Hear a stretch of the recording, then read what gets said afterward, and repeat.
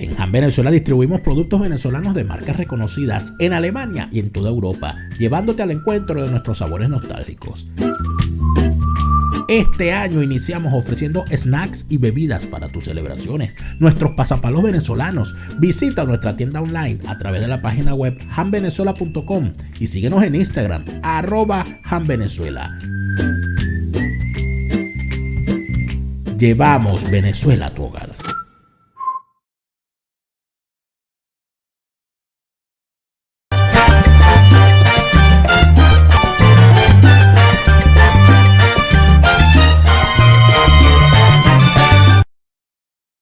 Fuera de orden, crónica de la desgracia nacional e internacional, plomería informativa, arqueología, paleontología, zoología, parasitología, infectología, coloproctología, gastroenterología, otorrinolaringología y medicina forense política. El aserradero, fuera de orden, abre sus puertas para seguir limando, lijando, sellando, barnizando, contraenchapando todas esas caras de tabla obsoletas, desvencijadas, periclitadas, que merecen ser expuestas ante el mundo, para que los vean y digan, ahí van esos caretablas. Gracias a todos por estar de vuelta. Como todas las noches les saluda Daniel Lara Farías. Gracias por estar acá. Todas las noches a las 8 de la noche estrenamos un nuevo programa de Fuera de Orden, un nuevo episodio, un nuevo segmento. Sábados y domingos a las 12 del mediodía, siempre aquí en mi canal YouTube y siempre en Hora Venezuela. Gracias a todos los que hacen vida, los más de 100,000 suscriptores que hacen vida en este canal, y gracias en especial a todos aquellos que nos siguen apoyando a través de la plataforma Patreon, patreon.com/delaraf. Patreon.com/delaraf es tu apoyo el que nos ayuda a seguir creando contenidos para todos y seguir, por supuesto, avanzando en esta labor. Les agradezco muchísimo por su apoyo y seguimos. Mientras el mundo se encuentra entretenido en eventos que revisten importancia y revisten gravedad, como lo es lo que está ocurriendo en Ucrania, en distintos puntos del mundo se están viviendo situaciones, algunas trágicas, otras convulsas y otras que podrían desbarrancarse en algún momento. Convulsa la situación en Perú. De eso vamos a hablar esta semana también. Convulsa y amenazante la situación en Colombia, con Petro y sus huestes amenazando con llegar al poder por la vía electoral. Convulsa y extraña la situación electoral en Francia, donde quien ganó las elecciones fue Putin. De eso hablaremos también durante esta semana. Convulsa, trágica, espantosa la situación en Ucrania, donde a medida que pasan los días van saliendo más relatos de atrocidades. Convulsa y lamentablemente trágica la situación en Israel, donde eventos terroristas en los últimos días han dejado un lamentable saldo de muertos y fallecidos. Y por cierto, la situación se ha llevado por el medio del gobierno, que ha tenido que convocar elecciones, porque lamentablemente parece que no dan más. Pero la situación es bastante trágica allí en Israel. Lo suficientemente trágica como para hablar del asunto hoy y darnos cuenta de alguna situación y de alguna circunstancia que de cierta manera rompe con el relato de los medios de comunicación a la hora de narrar las noticias. Pareciera que hay víctimas preferidas y hay victimarios preferidos. En este momento en Israel se vive como nunca se había vivido en los últimos años una ola de atentados en el corazón del país.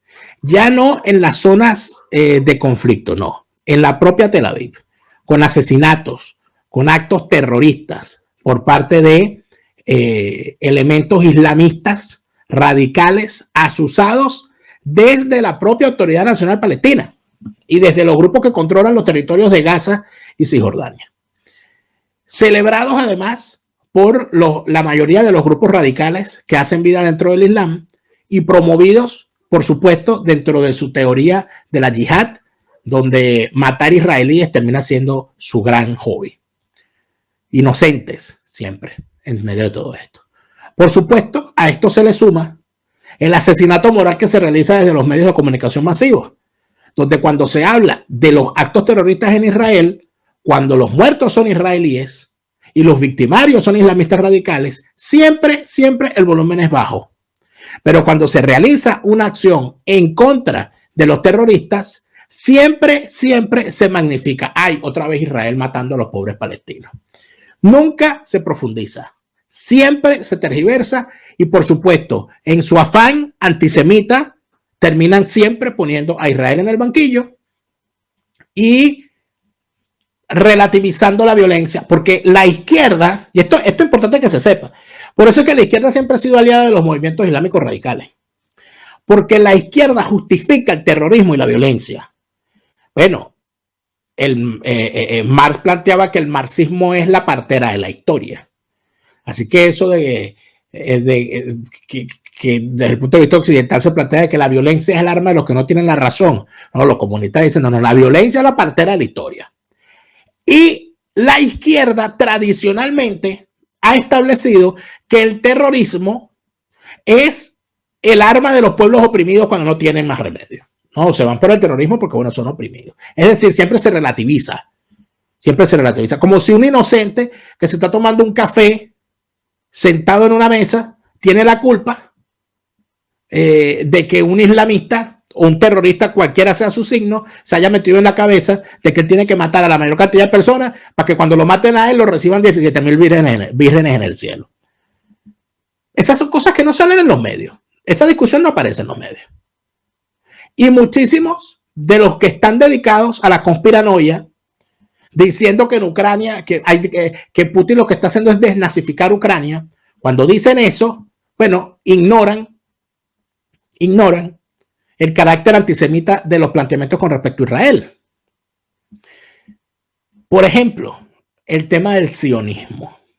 A mí a veces me da risa porque yo trato de entender a la gente, ¿no? Sobre todo a estos conspiranoicos que siempre tienen esa superioridad, ese supremacismo moral. Ellos saben de todo y los que no comparten lo que ellos dicen somos ignorantes, ¿no?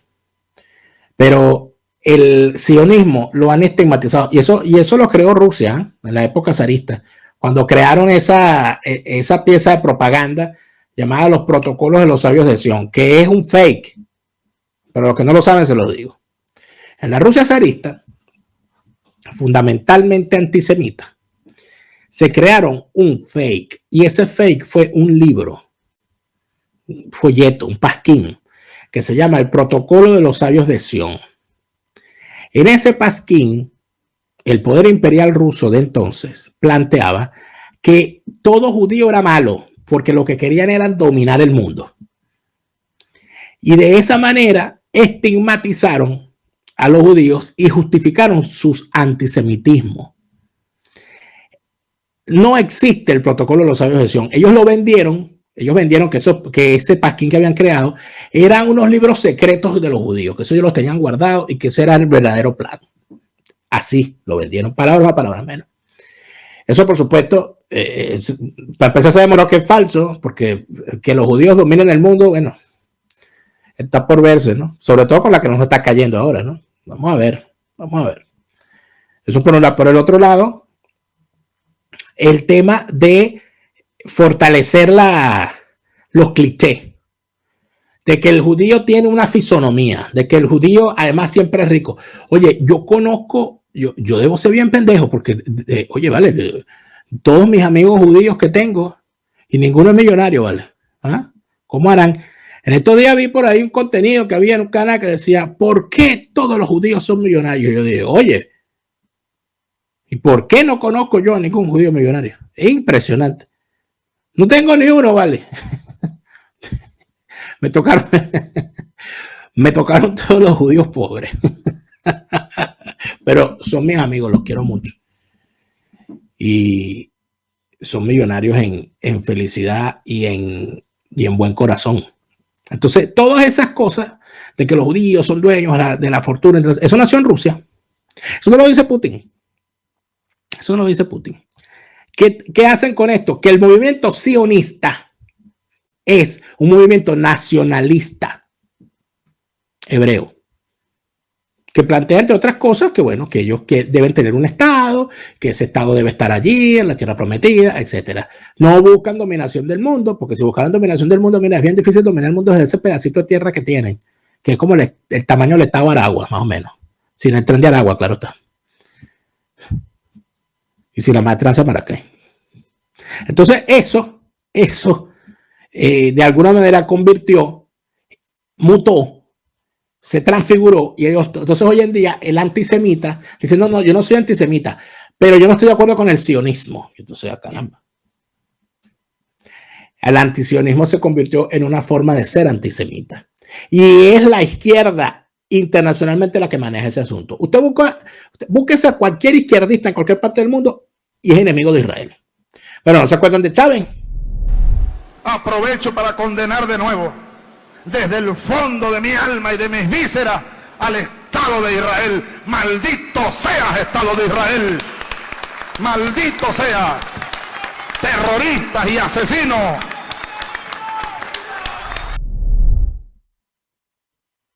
Ya con eso tienen suficiente. Se busca Podemos, todo izquierdista, no, pro-palestino, no, el pueblo palestino, sin analizar, solidaridad automática y relativizando cualquier cosa que ocurre dentro del terror israelí, e inclusive a veces hasta culpando a los israelíes asesinados. No, bueno, porque es que ellos están ¿ocupando qué? Si nacieron ahí. O sea, las cosas que a veces uno no comprende ni entiende. Pero en todo caso, ha habido una serie de atentados recientes y sus consecuencias son verdaderamente lamentables. Ha habido 4 atentados en 2 semanas. De verdad que el número de muertes inclusive ya supera la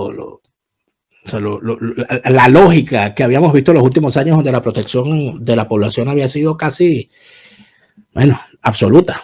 Pero todo esto ha venido ocurriendo desde el 22 de marzo. 11 israelíes fueron asesinados, 9 resultaron heridos. Ninguna fuente de seguridad ha determinado que se trate de una obra organizada de terrorismo, pero el primer ministro israelí Bennett, primer ministro en funciones, porque está por salir, ha declarado que Israel se enfrenta a una ola asesina de terrorismo árabe. Y es así. Para empezar, el 22 de marzo, por ejemplo, 4 personas fueron asesinadas y 2 resultaron heridas con un ataque terrorista. ¿Cómo lo hicieron? Un tipo con un cuchillo y con embestida de vehículos. Embiste con el vehículo y empiezan a apuñalar a la gente. El personaje que ejecuta la matanza es Mohamed Abu Al-Kiyan, quien es un partidario de el Daesh, el Estado Islámico, y vivía en Beersheba, Israel. Este señor condujo hasta una gasolinera y allí apuñaleó y mató a una empleada. Luego se fue manejando el carro, llegó a un centro comercial, atropelló a un rabino en su bicicleta y lo mató. Luego se fue a un centro comercial. Mira, porque es que el tipo, imagínate tú la hazaña con la que actuó el tipo. Se fue a un centro comercial, ya había matado a 2, se fue a un centro comercial. Mató a puñalada a una mujer en la sección de ropa y corrió hacia una rotonda donde mató a un hombre de 67 años. El atentado de este loco duró entre 8 y 12 minutos y fue el ataque más mortífero de este tipo en Israel desde el atentado terrorista con un camión ejecutado en Jerusalén en el año 2017. El segundo atentado fue el 27 de marzo. 2 árabes armados atacaron una parada de autobuses en Hadera, Israel. Allí asesinaron a 2 personas y dejaron a otras 12 gravemente heridas. Este ataque se produjo cuando Israel celebraba la cumbre del Negev, una conferencia entre autoridades israelíes y representantes de Egipto, Bahrein, Marruecos y los Emiratos Árabes Unidos, que se estaban reuniendo con el secretario de Estado de los Estados Unidos, Anthony Blinken, de visita en el país, porque el Estado de Israel ha firmado con los países vecinos árabes e islámicos acuerdos de paz y de restitución de sus relaciones. Y eso no le gusta a los radicales islámicos, que lo que quieren es matarlos y eliminarlos del mapa. Ustedes saben. En este caso, los 2 terroristas, Ayman e Ibrahim, publicaron un video de ellos abrazándose frente a una bandera del Estado Islámico antes del ataque. Ibrahim fue encarcelado anteriormente en 2016 por intentar unirse a las fuerzas del Estado Islámico en Siria. Es decir, estamos hablando de unos radicales que tenían ya, imagínate, 6 años actuando. Estas son las cosas que uno no entiende. Estas son las cosas que uno no entiende. El tercer atentado fue un ataque con disparos que se ejecutó ejecutó un terrorista el 29 de marzo. En este atentado murieron 4 vecinos y un policía que intentaba neutralizar al terrorista. El terrorista fue abatido a tiros por el otro oficial de policía. El perpetrador fue identificado por la policía como un palestino de Jabad. The Times of Israel informó que era un joven de 26 años llamado Dia Hamarchev. Según el Jerusalem Post, era un afiliado de Fatah que había sido encarcelado en 2015 por cargos de apoyo, fíjate tú, por cargos de apoyo al terrorismo y tráfico de armas. Esto es interesante verlo, ¿no? Y esto es interesante comentarlo. Estos bichos, ¿verdad? Se meten a glorificar el terrorismo, se meten a apoyar a las redes terroristas y los agarran presos. Y cuando los meten presos, salen los amiguitos de Hamas, los amiguitos de Fatah y los defensores de los derechos humanos y Amnistía Internacional y todos estos grupitos a decir, hay unos palestinos presos, libérenlos tal. Entonces llega el Estado israelí, se deja presionar y los libera. ¿Y qué pasa cuando los libera? Esto es lo que pasa. Fatah, ¿qué es Fatah? Fatah es el partido gobernante en Cisjordania, uno de los partidos gobernantes de la Autoridad Nacional Palestina, fundado, por cierto, por este señor que fue su líder fundamental, Yasser Arafat.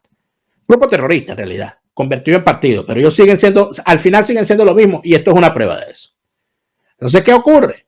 Bueno, que los tipos caen presos por estar en actividades terroristas, se hacen las víctimas, logran apoyo internacional, presionan a Israel para que sean liberados, Israel se deja presionar y los tipos vienen y hacen esto. Ese es el problema. Ese es el problema. O mejor dicho, uno de los problemas. Cuarto atentado. Esto fue el 7 de abril. Allí hubo 3 muertos, 3 asesinados y 11 heridos. Fue un tiroteo en la calle Dizengoff, en la ciudad israelí de Tel Aviv. Bella calle, por cierto. Hermoso sitio.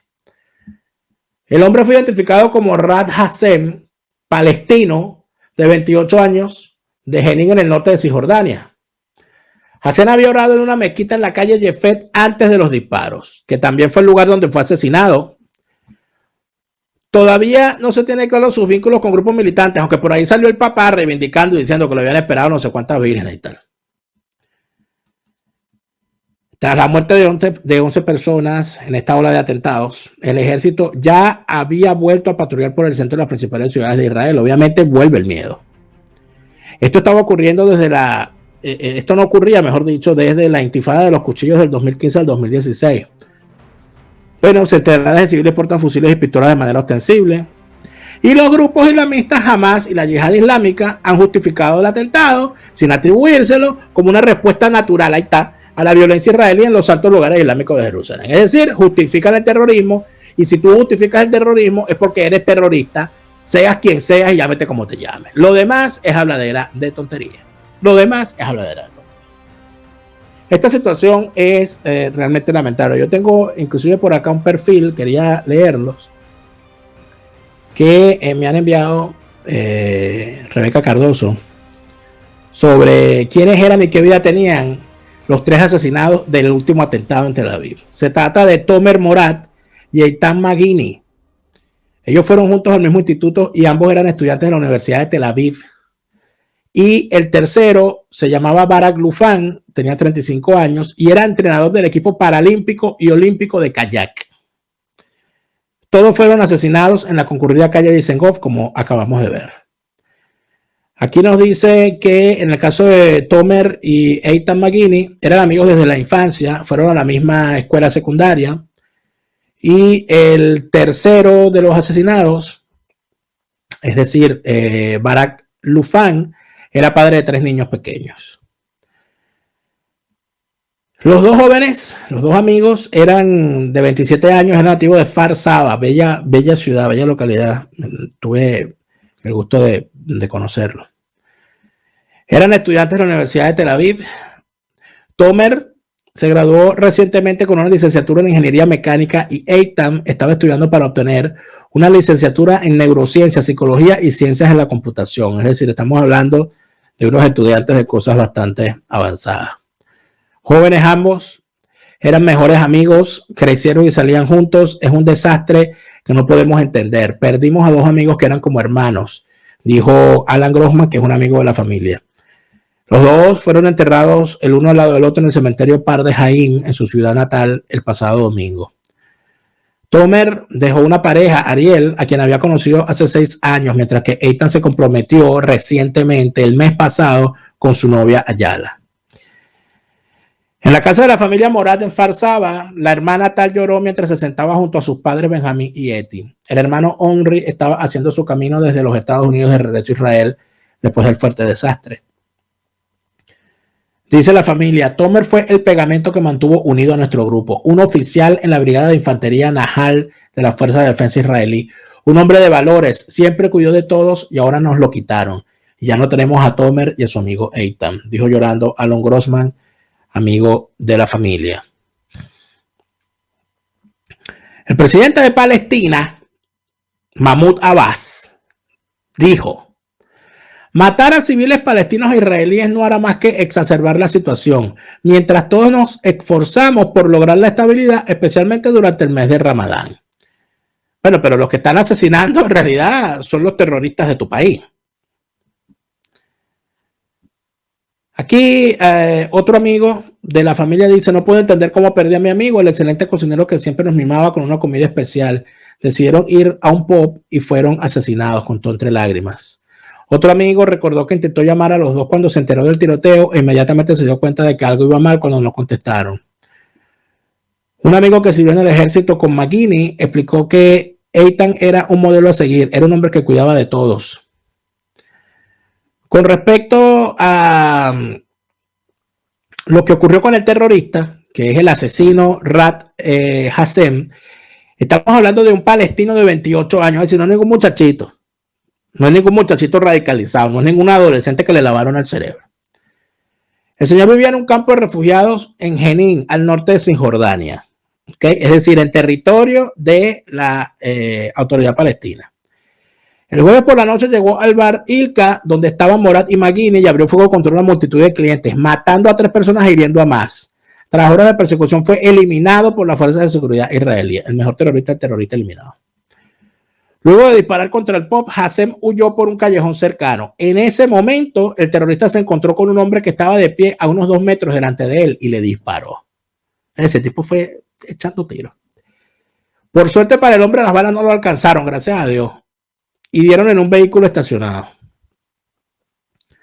Una investigación preliminar del incidente reveló que el terrorista caminó 5 kilómetros desde el lugar del atentado hasta el sitio donde se escondió en el barrio de Jaffa del centro financiero costero. Cerca de 1 millar de efectivos, policías y fuerzas especiales peinaron un edificio tras otro en el centro de Tel Aviv hasta que la policía recibió información de un residente de Jaffa alrededor de las 5 de la mañana sobre una figura sospechosa cerca del paseo de la bahía de Shlomo, es decir, lo cazaron. Lo localizaron a las 5:30 de la mañana, el tipo disparó contra ellos y por supuesto murió inmediatamente en el tiroteo. El presidente condenó el atentado, el presidente palestino, por supuesto, sí, claro está. Y en el caso de el papá, y esto es importante, el papá del asesino es una figura clave del movimiento del presidente de la autoridad palestina, ¿okay? De Fatah. Y el tipo se grabó en un video alabando las acciones de su hijo y dijo: los palestinos verán la victoria con la ayuda de Alá, obtendrán la libertad y la independencia. Rezo para que Alá libere a Al-Aqsa, a la mezquita de Al-Aqsa, de los ocupantes mancillados. Posteó Fatih Hassem. Mientras tanto, una tercera víctima del mortal tiroteo fue identificada como Barak Lufan, del cual ya hablamos. Entonces, ¿qué es lo que vemos aquí? Aquí vemos a los padres de las víctimas y las familias y los amigos de las víctimas llorando a sus muertos. Y vemos a los compañeros de partido y al papá del asesino celebrando su hazaña. En medio de eso, díganme ustedes, ¿del lado de quién hay que estar? del terrorista, relativizar todo. Y entonces yo sé, van a venir aquí, van a dejar su comentario. Todo lo que los antisemitas de closet. No, bueno, pero no se puede negar que. No, bueno, porque es que Israel tal. ¿De qué lado estás tú? ¿Del lado del que asesina a una persona que está muy tranquila en un bar? ¿O del lado del asesino? O sea, ¿de qué lado estás? ¿Del lado de la víctima o del lado del victimario? ¿Del que asesina o del que fue asesinado? ¿Del que está tranquilo en un bar y viene y lo matan? ¿O del que entra a un bar con saña y termina asesinándolo? Esas son las cosas que hay que preguntarse. Lo que pasa es que en estos tiempos de posverdades y de fake news, todo el mundo se inventa una para justificar sus propias miserias, claro está. Una de las cosas que se están viendo en el mundo actualmente tiene que ver con las mentiras que está regando Putin para justificar su agresión contra Ucrania. Una de las fundamentales es esa de que él va a desnazificar Ucrania porque Ucrania es un país nazi y que ahí hay unos nazis que ellos van a acabar con los nazis. En esto, evidentemente, los tipos están amenazando con llevar esto mucho más allá. Vamos a hablar al regreso con un israelí, con Joel Schwartz, que conoce muy bien las tesis que está el historiador Joel Schwartz, que conoce muy bien las tesis que está manejando Putin para justificar su agresión contra Ucrania. Y vamos a escuchar las explicaciones que tiene que darnos. En el siguiente segmento, vámonos para allá. ¿Quieres enviar algo desde los Estados Unidos a Venezuela? Tuplata.com.be es la mejor opción.